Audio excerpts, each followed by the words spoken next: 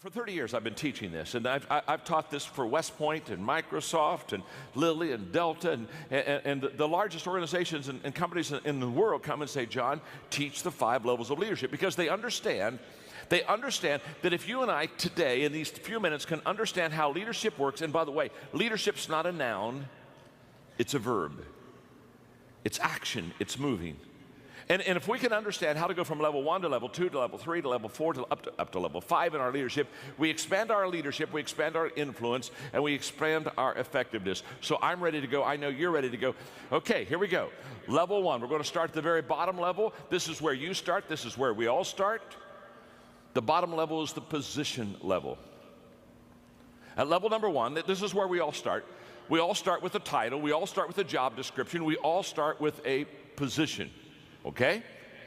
And the key word at level number 1, the key word is rights, R-I-G-H-T-S, rights. In other words, people at level number 1 follow you because they have to. In other words, you're the boss, or you have a title, or you're the supervisor, and anybody that's under that person, they just basically follow that person. Now, this is the beginning of all of our leadership journey. We get a leadership position. In fact, people will come to me all the time. They'll say, John, I just became a leader last week. And when they tell me they became a leader last week, I know what they meant. They really didn't become a leader last week. What they really did is they got a leadership position last week. And by the way, the position doesn't make you a leader. I know a lot of people who have a position of leadership, but they're not a good leader. You know that too. You probably worked with them before. So the position doesn't make you a leader, but if you're a good leader, you can really make the position. But it's where we all begin. Now, the upside of level 1 is simple. It's a place where you and I get to shape and define our leadership. We get a leadership job, we become a supervisor, and now we begin to work on ourselves as a leader, and we begin to define who we are. That's kind of the upside. Now, let me give you the downside of level number 1. The downside of level number 1 is the people who follow you will give you the least amount of their energy and effort. In other words, if they're following you because they have to follow you, if they're following you because that's what they've got to do to get their paycheck, if they're following you because you have the position over them, if that's the case, they will always give you the very least of their time and of their ability and of their effort and of their mind. People don't like to have to follow people because they have to follow people. And this is a great mistake that people that have positional leadership make. They think, well, I've got the title, I've got the position, so now everybody will follow me. Well, they're following you, but they're only following you many times if you're not a good leader because they have to. It's the only way that they can get paid. Just think of this. Level number 1 is where you're going to get the very least of people's energy, effort, and mind. Let me tell you, I've seen it many times when I've gone to work with companies on leadership. You can always tell a level 1 leadership company or a level number 1 leadership culture. You can always tell it because, let's say quitting time is at 5 o'clock. In level 1 positional type companies, if quitting time is at 5 o'clock, guess what? At 4:30, everybody is clearing the desk. Oh yeah, they're moving stuff out of the way because it's only 30 minutes until the highlight of their day. And so they're already starting the countdown. So they're clearing their desks because they want nothing to impede their progress when they leave the building. So they've got at 4:30 the desk starts getting cleared. At 4:45 they get away from the desk and they go around and they go to the different cubicles and they're saying their goodbyes. And they're saying, boy, it was great to be with you today and had a good time and see you tomorrow. And they're doing all that kind of stuff because, again, at 5 o'clock, the big time, at 5 o'clock, they don't want to have to be encumbered by doing relationship stuff. They want to do that on company time. You understand that. At 4:50, they're going to the restroom. Of course. You want to be sure to pee on company time. Of course, so they're over there in the restaurant. They're just, okay, now they've got that done. At 4:55, they're back at their desk, and they're changing shoes. They're changing their shoes. They're getting on track shoes. They're getting on, they got to get something, because at 4:57, they are in a starting position. They are counting down. And at 5 o'clock, Everybody's gone. I mean, you say, what do you mean everybody's gone? Everybody's gone. At 5 o'clock, they're all gone. I mean, you look around the office and they're gone. In fact, they're gone so fast, it startles you. And you run over to the window to look out in the parking lot, and you're totally shocked.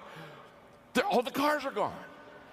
And you ask yourself, how could people leave a building so fast without a fire drill? Let me explain. In positional companies, when people come and park in the morning, they're very careful how they park. They back their car. Yeah. They back their car in because they know at quitting time they want to be able to get a fast escape because now they're on their time. And I can promise you, you show me a positional company, a positional culture, you show me leaders that are positional in their thinking, and I will promise you every time, not all the time, every time, those people will constantly wonder, why am I not getting the best out of my people? Well, you're not getting the best out of your people because the only reason that people are following you is because you got a title. And they're going to give you very little energy. Now, the good news is you don't have to stay at level number 1. You can go to level number 2. So let's go to level number 2 as quickly as we can. The first level is the positional level. The key word there is rights. I get certain rights, so you've got to follow me. Level number 2 is the permission level. And at the permission level, the key word is relationships. And at this level, people now begin to follow you because they want to. Now, there's a world of difference between following somebody because you have to and following somebody because you want to. Now, what happened between levels 1 and 2? Well, what's happened is you've connected with your people. You've not only connected with them, but relationally, they like you and you like them, and you've got to know each other. And so now in this work environment, they're not following you just because you are a supervisor. They're following you because you do have a position. You are a supervisor, but you are a supervisor that people like. And I'm always amazed.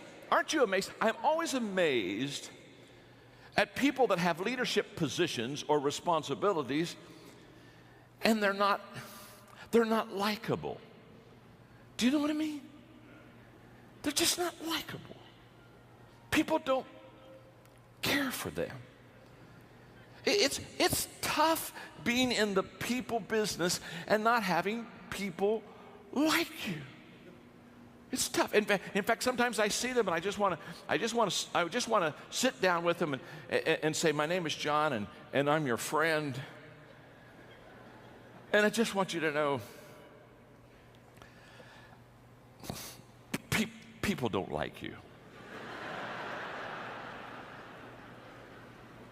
How many, oh come on, let's just have some fun. How many of you have ever had somebody you worked for that you just didn't like? And no, wait, that was close. Let me qualify this for you. Not in your present job situation.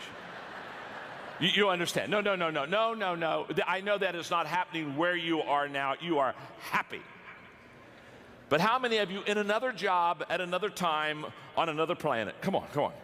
All right, come on. How many of you ever had somebody you had to follow and they just weren't like, let's see the hands. Come on, let's get those hands. Uh-huh, absolutely. All right, there you go. All right, let me ask the real question. How many of you are seating beside that person right now?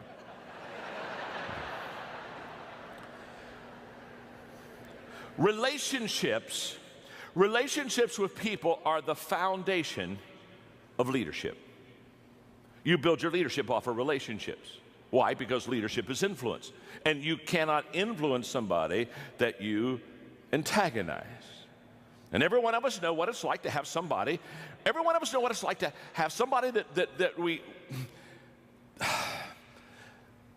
that's hard to like. Well, let me ask it this way. How many of you have ever been in a grocery store and you looked over about 3 aisles and you saw somebody you didn't want to see?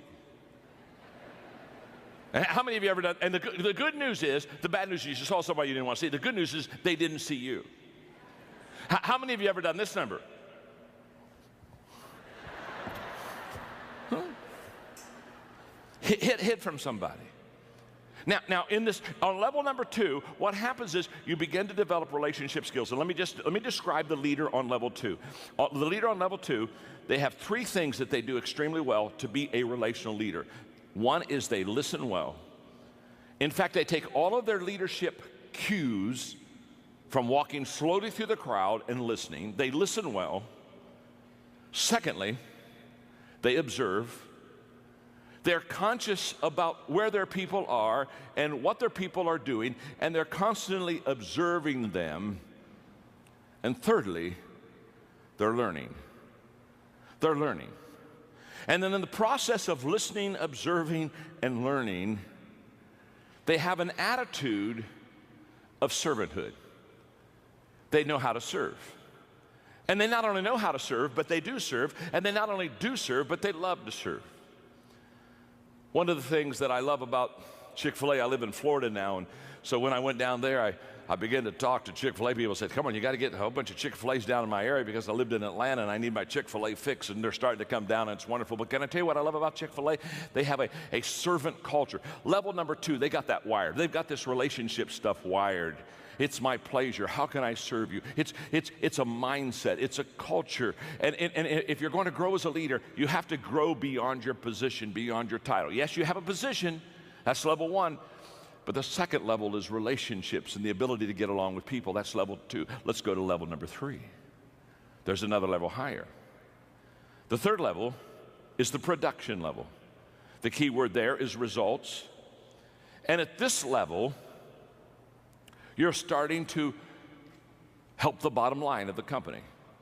You're starting to, quote, bring home the bacon. At this level, you become effective as a leader. And you become effective as a leader on level number 3 because you produce. And the characteristics of leaders at level number 3 are very common. One is that they produce by example. In other words, they are the example for the other people that follow them how to be effective and how to be productive. You see, the greatest motivational principle in the world is that people do what people see. And too many travel agents, they're like, or too many leaders are like travel agents. They're sending people where they've never been themselves. And you want to be a tour guide. You want to take people with you.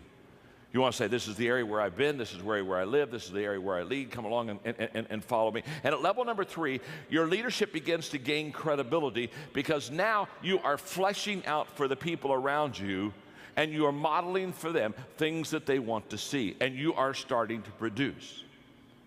Which something else happens because you're becoming productive in your own life. You begin to attract people that begin to be productive also. In the 21 Irrefutable Laws of Leadership that I wrote, one of the laws is the law of magnetism, and the law of magnetism just says we attract who we are, not who we want.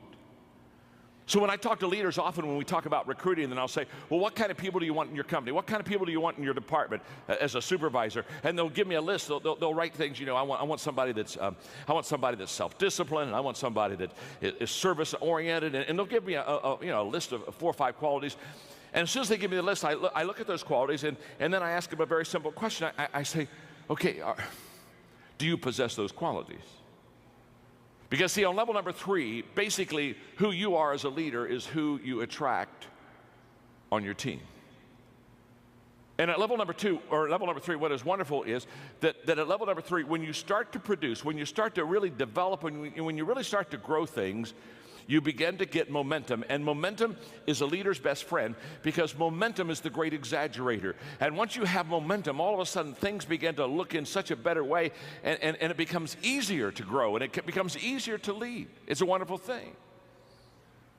In fact, level number 3 is where a lot of the problem solving is taken care of. You see, managers, they try to solve problems where leaders try to create momentum, because leaders know that if they create momentum, they'll solve 80% of their problems with momentum. You see, momentum is a problem solver. Lack of momentum is a problem stopper every time. A train going 55 miles an hour on a track if you had a 5-foot thick concrete steel reinforced wall on the track in front of that train, because that train is going and has momentum going 55 miles an hour, that train would smash through that wall and would just keep on going. Why? Because it has momentum. Momentum allowed it to get through a 5-foot thick concrete steel reinforced problem. That's what momentum does. That same train, not moving at all, stopped dead on the track. No momentum. If you put a 1-inch block in front of the driving wheels of that train, just a 1-inch block, that train can't even get started. Now, isn't it interesting? Same train that smashed through a 5-foot thick concrete steel reinforced wall because it had momentum, that same train without momentum can't even get going with a 1-inch block, can't even get going. It has no momentum. In fact, that's why I tell people many times that when they look at the problems they have in their organization, your problem is not your problem.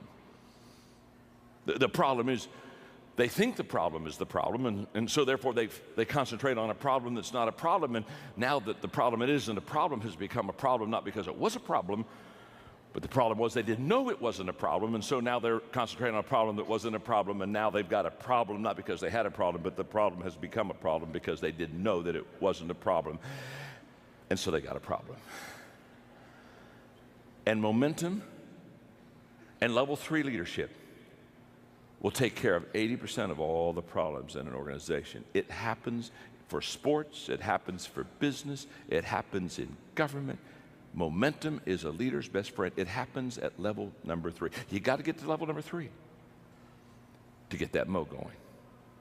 Okay, let's go to level number 4. Let me ask you a question before we go to level number 4. Are you learning something? Are you learning something?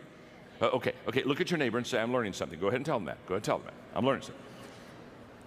Look back at your neighbor and say, not enough yet.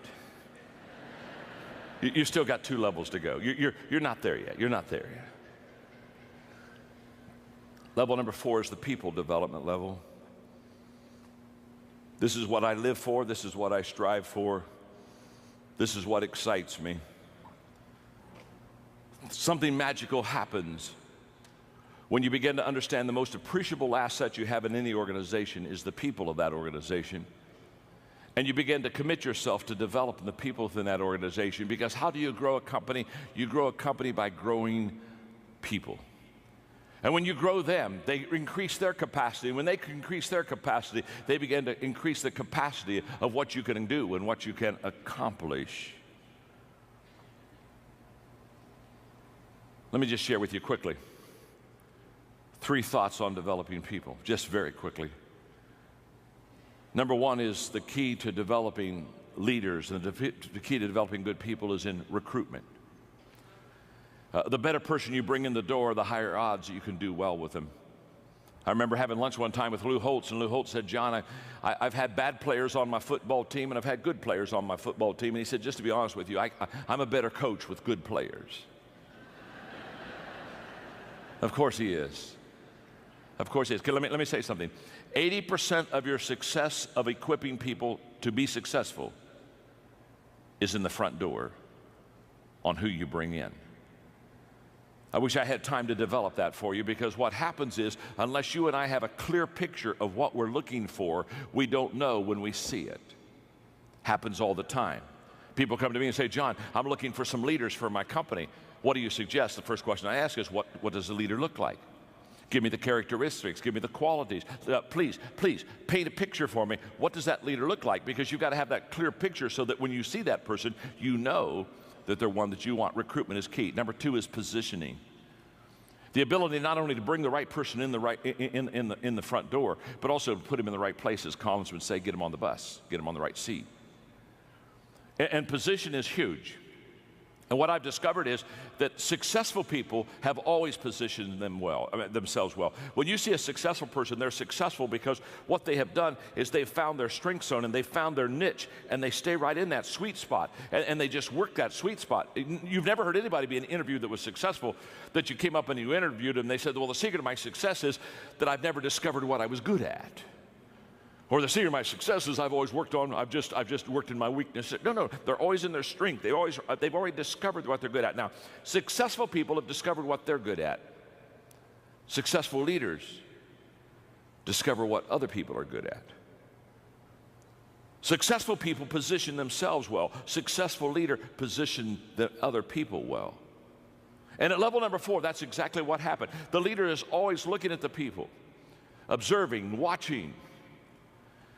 Just like last week, I went back to my first school. I graduated from Ohio Christian University in a little town in Circleville, Ohio, and it's a little school, and I go back every year, and I give them a day to speak, and they get all the proceeds and keep the money.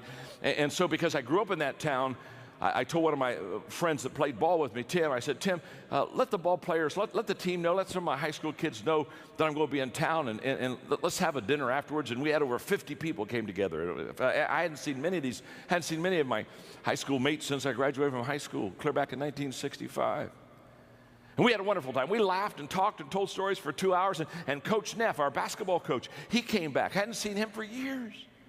And when I saw him, I thought of myself, and I thought of back in those scrimmages in basketball, because the first scrimmage every year, Coach Neff would take the first team, and he'd say, now I'm going to let you play the second team, but there's one condition. The first team is not going to play their position.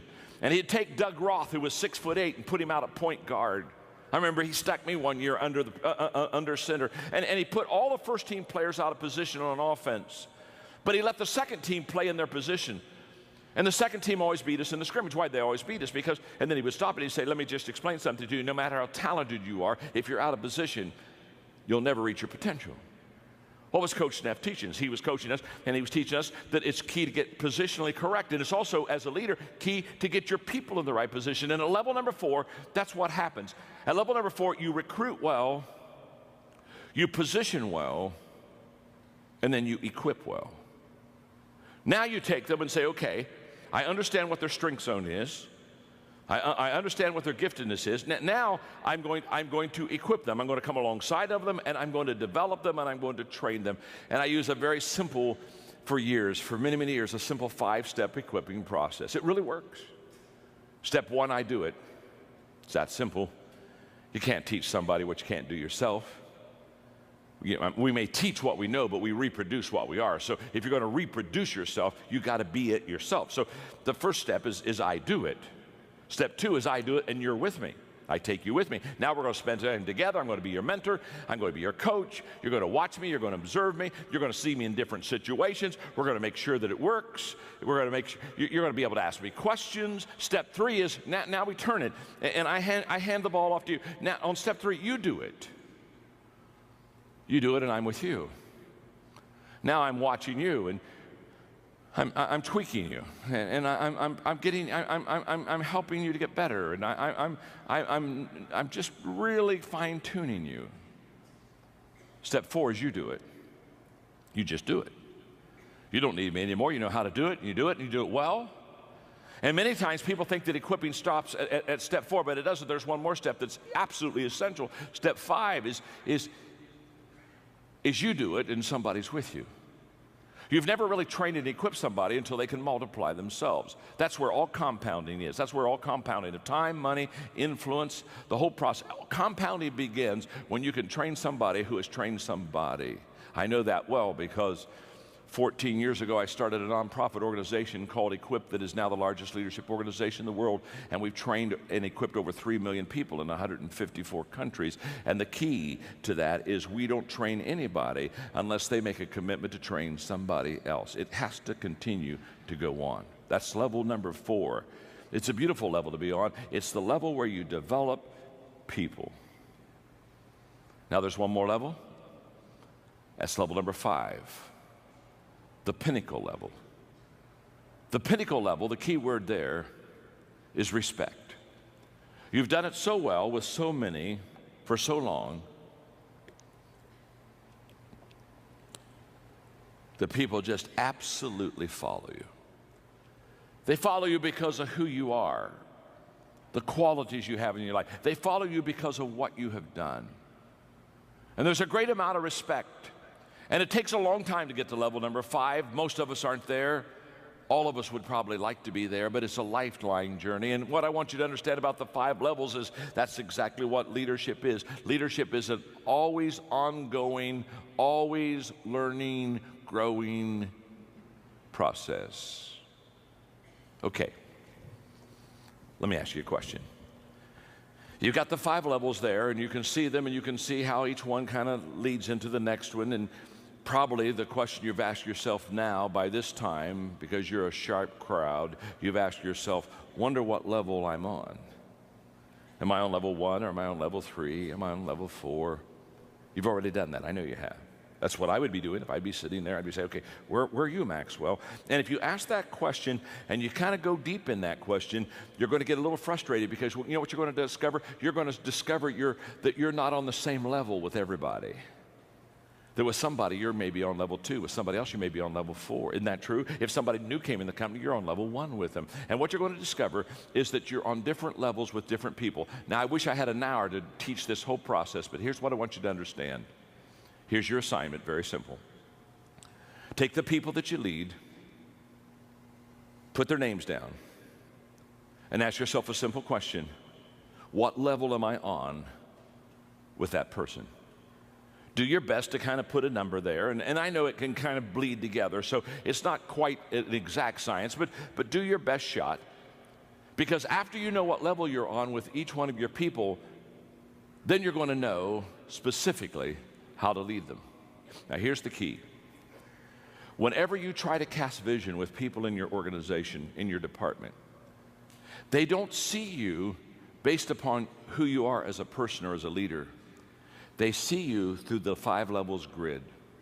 And a person on level 1, when you talk about a vision, a person on level 1 sees you entirely different than a person on level number 4. The commitment level is much higher the higher you go with your people.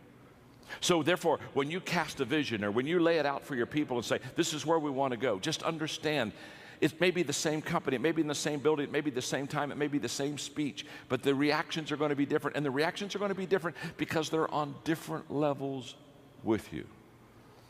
So take the notes, study them, apply them to your life, begin to be a student of the 5 levels of leadership. And I wish you well. Because leadership is influence. Always has been, always will be. And within you, you have the power to increase that influence. God bless. Thank you very much. Have a great day.